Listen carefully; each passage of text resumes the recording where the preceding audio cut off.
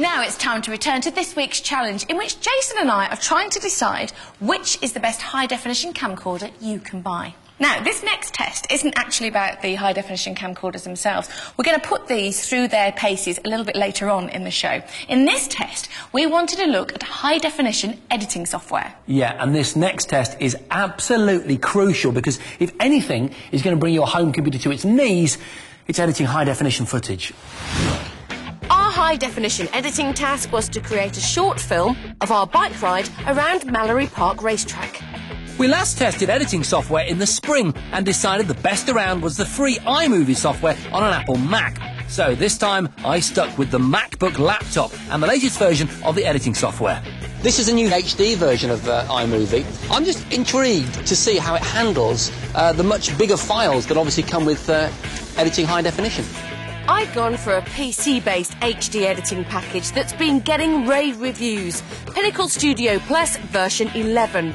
I'd loaded it onto a very high-spec Sony Vaio laptop, which should have easily been capable of handling HD footage. With a Blu-ray drive, it's also capable of importing my HD video at full res.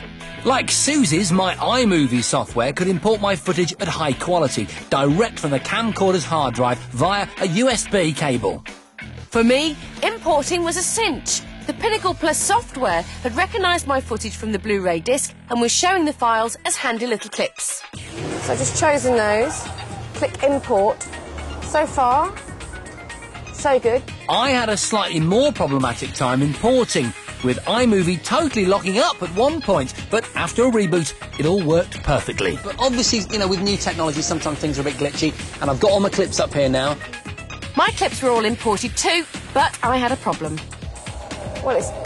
Well, it sounds looks like good. It sounds good, but it doesn't look good.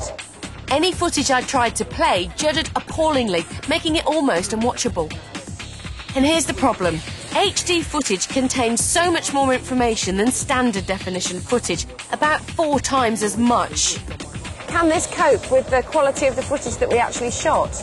And clearly, at the moment, the answer is... not really. What I couldn't tell was if the problem was with the computer or the software I was using, or both. Amazingly, my MacBook was coping with my footage with no problems whatsoever. This is great! Although I was having a few problems getting to grips with iMovie's new thumbnail interface. Despite very juddery footage, I ploughed on, and I was finding the Pinnacle's interface very user-friendly. Now this is great for me because it uses the classic timeline view. So let's say I'm going to take this clip, for example, left click, drag it down onto my timeline, drop it in, there it is, right there, and then I can edit from here. With our edits complete, we had to add a couple of video effects to our sequences just to see how much complexity the software and the machines could handle. There's the cube, real time, no rendering required.